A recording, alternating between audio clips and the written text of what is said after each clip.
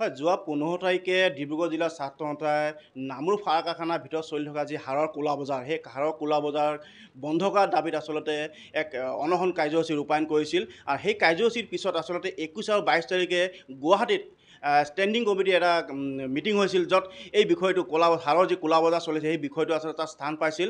তাৰ পৰিৱৰ্তে মই দেখিবলৈ পোৱা গৈছে নামৰূপত দুজন শীৰ্ষ বিষয়াৰ লগতে এজন ঠিকাদাৰ গ্ৰেপ্তাৰ কৰিছে সাৰৰ ক'লা বজাৰৰ লগত জড়িত থকা বুলি। তাকে লৈ ইতিমধ্যে দেখিবলৈ পোৱা গৈছে ডিব্ৰুগড় জিলাৰ ছাত্ৰ সন্থাৰ বিষয় বিভাগৰ ডিব্ৰুগড় জিলাৰ ছাত্ৰ সন্থাই আচলতে খুব প্ৰকাশ কৰিছে, প্ৰতিক্ৰিয়া তেওঁলোকে ব্যক্ত কৰিছে। আমাৰ লগত ডিব্ৰুগড় জিলাৰ ছাত্ৰ সন্থা তেওঁলোকক পোনপটীয়া কথা পাতিব বিচাৰিম, আচলতে তেওঁলোকে কি ক'ব বিচাৰিছে আপোনাক চাবলৈ চাইছোঁ। আৰু যিহেতু আপুনি গম পাইছে আচলতে নামৰূপ সাৰ কাৰখানাক লৈ আপোনালোকে বিভিন্ন সময়ত প্ৰতিবাদ কৰিছে, তাৰ পৰিৱৰ্তে মই দেখিবলৈ পোৱা আছে 3জনকৈ ব্যক্তি, আচলতে 2জন শীৰ্ষ বিষয়া আৰু এজন ঠিকাদাৰক গ্ৰেপ্তাৰ কৰিছে ইতিমধ্যে। এই বিষয়ত আপোনালোকৰ বিষয়ত কিবা তথ্য আছে বুলি কৈছে, কি ক'ব এই ক্ষেত্ৰত? প্ৰথম কথা হ'ল, এই সাৰৰ কেলেংকাৰীটো আজিৰ কেলেংকাৰী নহয়।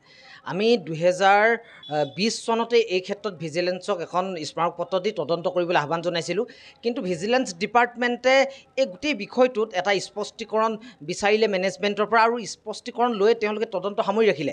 এই কথাটোত ক্ষোভিত হৈ এতিয়া গোটেই প্ৰক্ৰিয়াটো চলাৰ লগে লগে আমি সদৌ ডিব্ৰুগড় জিলা ছাত্ৰ সন্থাই সদিনাখন নামৰূপ আঞ্চলিক ছাত্ৰ সন্থাৰ এটা দলক নেতৃত্ব দি গৈ আমি তাত ভিজিলেন্সৰ অফিচ ঘেৰাও কৰি আমি স্পষ্ট ভাষাত এটা উচ্চ পৰ্যায়ৰ তদন্ত আমি দাবী জনাইছিলোঁ। আৰু এতিয়া জানিব পাৰিছোঁ যে তাৰ পৰৱৰ্তী সময়ত এতিয়া কেন্দ্ৰীয় ভিজিলেন্সে তেওঁলোকে ইয়াত এটা প্ৰিলিমিনেৰী এনকুৱাৰী কৰিবৰ বাবে ইয়াৰ স্থানীয় ভিজিলেন্সক নিৰ্দেশ প্ৰেৰণ কৰিছে ইতিমধ্যে।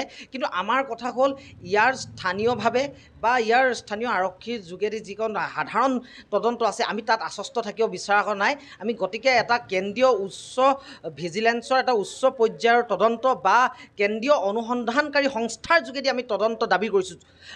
আমি যোৱা 15 আগষ্ট তাৰিখে আমি স্বাধীনতা দিৱসৰ প্ৰাকক্ষণত আৰু স্বাধীনতা দিৱসত আমি অন্বেষণ কাৰ্যসূচী ৰূপায়ণ কৰি সদৌ ডিব্ৰুগড় জিলা ছাত্ৰ সন্থাই কৈছিলোঁ যে সমগ্ৰ অসমত ৰাসায়নিক সাৰৰ এখন ক'লা বজাৰ গঢ়ি উঠিছে, যি বছৰি প্ৰায় 2.5 লাখ কোটি টকাৰ এটা দুৰ্নীতি হৈ আছে। গতিকে এই ক্ষেত্ৰত ব্যৱস্থা গ্ৰহণ কৰিবলৈ আমি জনাইছিলোঁ, আৰু চৰকাৰী মহলতো এই কথা আলোচনা হৈছে বুলি আপোনাৰ ফাৰ্টিলাইজাৰ মিনিষ্ট্ৰীৰ তেওঁলোকৰ ষ্টেণ্ডিং কমিটিৰ মিটিঙত, পাৰ্লিয়ামেণ্টাৰী বৰ্ডৰ মিটিঙত এই কথাসমূহ আলোচনা হৈছে বুলি আমি জানিব পাৰিছোঁ। আৰু এতিয়া জিলা ছাত্ৰ সন্থাৰ আমাৰ স্পষ্ট কথা, ইমানবোৰ কথা জনাৰ পাছতো তেওঁলোকে কিয় আজিলৈকে ব্যৱস্থা গ্ৰহণ কৰা নাই।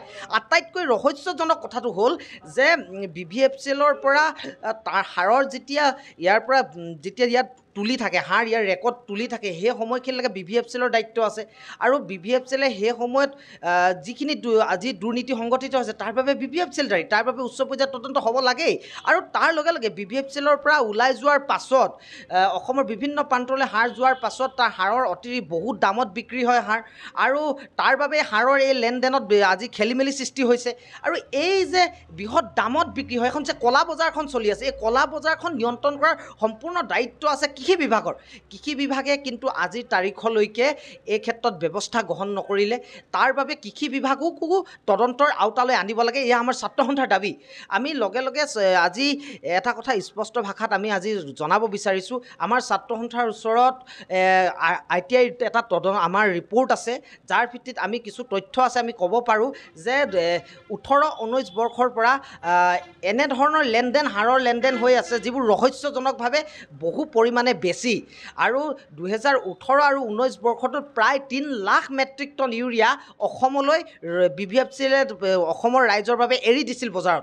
আৰু তাৰ পাছতো কিন্তু 2018 আৰু 19 বৰ্ষত সাৰৰ নাটনি হৈছিল, সাৰৰ দাম বহু বৃদ্ধি হৈছিল। আৰু সেইবোৰৰ ভিত্তি কৰিয়ে আমি তদন্তৰ দাবী জনাইছিলোঁ, আৰু আজিৰ তাৰিখলৈকে আমি এই বিষয়বোৰ লৈ পিনে আজিলৈকে আমি আন্দোলনৰ কাৰ্যসূচী ঘোষণা কৰি আছোঁ। গতিকে আমি চৰকাৰৰ প্ৰতি আমি স্পষ্ট ভাষাত দাবী জনাইছোঁ, চৰকাৰে দুৰ্নীতিৰ শূন্য সহনশীলতাৰ কথা কয়, কিন্তু শূন্য সহনশীলতাৰ কথা ক'লেই নহ'ব, আমি তেওঁলোকক হাতে কামে কৰি দেখাবৰ বাবে আহ্বান জনাইছোঁ। আৰু যোৱা 2 এদিনৰ ভিতৰতে ইয়াত যদি আমি আজিৰ তাৰিখত বৰ আশ্বস্ত হ'ব পৰা নাই তদন্তত, গতিকে আমি কেন্দ্ৰীয় আমাৰ ভিজিলেন্সৰ CVC যিগৰাকী চিফ ভিজিলেন্স কমিশ্যনাৰ, আমি তেওঁৰ ওচৰত অভিযোগ দাখিল কৰিবৰ বাবে ছাত্ৰ সন্থা সাজু হৈছোঁ বুলি আজি ঘোষণা কৰিছোঁ। হয়, মই আৰু এটা কথা কৈ ল'ব বিচাৰিছোঁ যে আমি বিশেষ সূত্ৰমতে গম পাইছোঁ ইতিমধ্যে BVFCলৰ যি ক'লা বজাৰ চলি আছে তাকে লৈ ইতিমধ্যে ভিজিলেন্সৰ ফালৰ পৰা এটা তদন্তৰ কথা ইতিমধ্যে ঘোষণা কৰা আছে। এইটো আমি বিশেষ সূত্ৰমতে গম পাইছোঁ।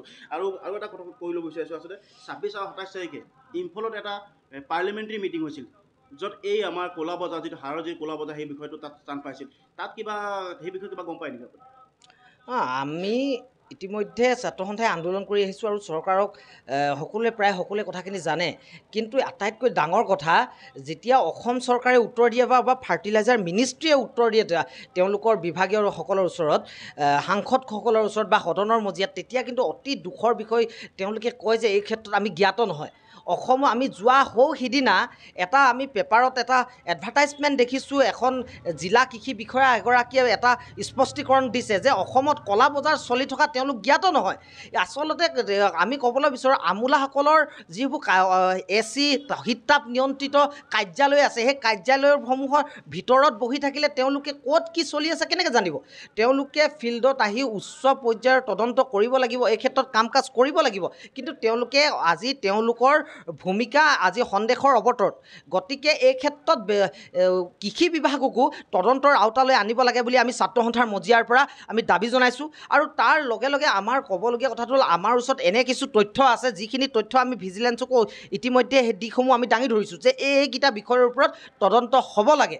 আৰু এই বিষয়বোৰ আগতেও আমি তদন্তৰ দাবী জনাইছিলোঁ। কিন্তু অতি দুখৰ বিষয়, মেনেজমেণ্টৰ পৰা BVFCL মেনেজমেণ্টৰ পৰা তেওঁলোকে এটা স্পষ্টীকৰণ লৈ পিনে গোটেই বিষয়টো গাপ দি ৰাখে। আমি সেইকাৰণে কৈছোঁ যে ভিজিলেন্সৰ এটা উচ্চ পৰ্যায়ৰ তদন্ত লাগে, স্পষ্টীকৰণ নহয়, তদন্ত কৰক, ফিল্ডত গৈ পিনে তদন্ত কৰক, কোনখন ডিলাৰে ক'লৈ সাৰ পঠিয়াইছে, এই যিখন ডিলাৰক তেওঁলোকে অধিক পৰিমাণৰ সাৰ দিছে, সেই ডিলাৰখনে তেওঁলোকৰ সিমান উপভোক্তা তেওঁৰ ওচৰত আছে নে নাই, নে তেওঁ সাৰখিনি অসমৰ বাহিৰলৈ বা অন্য কোনোবা স্থানলৈ তেওঁ উচ্চ দৰত বিক্ৰী কৰিছে নেকি, এই কথাখিনি চোৱা চিতা কৰিব লাগিব। এই বিষয়সমূহ তদন্তৰ আওতালৈ আনিব লাগিব। এয়াকে নকৰি কেৱল মাত্ৰ BVFCৰ পৰা যোৱা কেৱল মাত্ৰ কেইবেগমান হাৰৰ বিষয়টো অকল তদন্ত কৰি থাকিলে নহ'ব। গতিকে আমি পুনৰবাৰ কৈছোঁ যে এইটো এটা বৃহৎ চক্ৰ ইয়াত জড়িত হৈ আছে। এই গোটেই চক্ৰটো আপোনাৰ সন্দেহৰ অৱতৰণত আহে। কাৰণ আৰু এটা কথা আজি ক'ব লাগিব, আমি ছাত্ৰ সন্থাৰ মজিয়াৰ পৰা কৈছোঁ, কাৰণ হাৰৰ কোন জিলালৈ কিমান হাৰ যাব, কোন ৰাজ্যই কিমান হাৰ পাব, সেইটো কিন্তু চৰকাৰৰ ফালৰ পৰা নিৰ্ধাৰণ কৰি দিয়া হয়। গতিকে ইয়াত উচ্চ পৰ্যায়ৰ চৰকাৰী আমোলা জড়িত হৈ থকাৰো আমি সন্দেহ প্ৰকাশ কৰিছোঁ। আৰু চৰকাৰী আমোলা যদি জড়িত হৈ আছে, তেনেহ'লে উচ্চ পৰ্যায়ৰ তদন্ত প্ৰয়োজন আছে। ইয়াত কেৱল মাত্ৰ এটা প্ৰিলিমিনেৰী এনকুৱাৰী কৰি পিনে যদি পুথি খলিহনা ধৰি ৰাখিব বিচাৰে, তেনেহ'লে নহ'ব। আমি গতিকে এটা উচ্চ পৰ্যায়ৰ তদন্ত পুনৰবাৰ সদৌ ডিব্ৰুগড় জিলা ছাত্ৰ সন্থাই দাবী কৰিলোঁ। হয়, ধন্যবাদ থাকিল। আচলতে যোৱা 15 আগষ্টৰ পৰা ডিব্ৰুগড় জিলাৰ ছাত্ৰ সন্থাই আচলতে নামৰূপ সাৰ কাৰখানাৰ যি সাৰৰ যি ক'লা বজাৰ, সেই ক'লা বজাৰ বন্ধ কৰাৰ দাবী তেওঁলোকে বিভিন্ন ধৰণৰ প্ৰতিবাদী কাৰ্যসূচী ৰূপায়ণ কৰিছিল। আৰু তাৰ পৰৱৰ্তী সময়ত দেখিবলৈ পোৱা গৈছে আচলতে নামৰূপ BVFCলৰ ক'লা বজাৰৰ লগত জড়িত তিনিগৰাকী ব্যক্তিক ইতিমধ্যে আৰক্ষীয়ে গ্ৰেপ্তাৰ কৰিছে।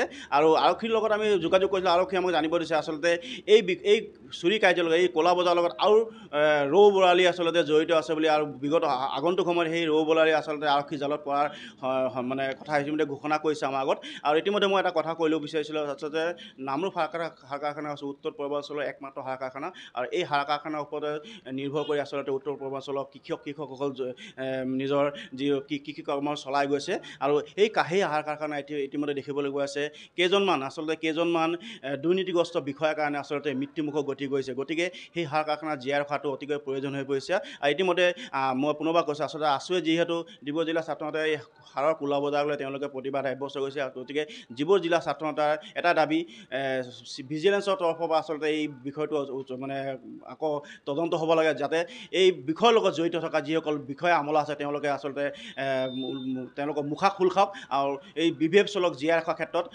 নামৰূপবাসী ৰাইজৰ লগত অসমবাসী ৰাইজে আৰু যি চৰকাৰ আছে, চৰকাৰে আচলতে বিশেষ ভূমিকা গ্ৰহণ কৰক। এই ক্ষেত্ৰত ডিব্ৰুগড় জিলা ছাত্ৰ সন্থাই ইতিমধ্যে কৈছে আচলতে আগন্তুক সময়ত আচলতে আৰক্ষীয়ে এই বিষয়ত বা চৰকাৰী বা এই বিভাগীয় কৰ্তৃপক্ষই এই বিষয়ত কেনেদৰে ব্যৱস্থা গ্ৰহণ কৰে, সেয়া লক্ষণীয় হ'ব।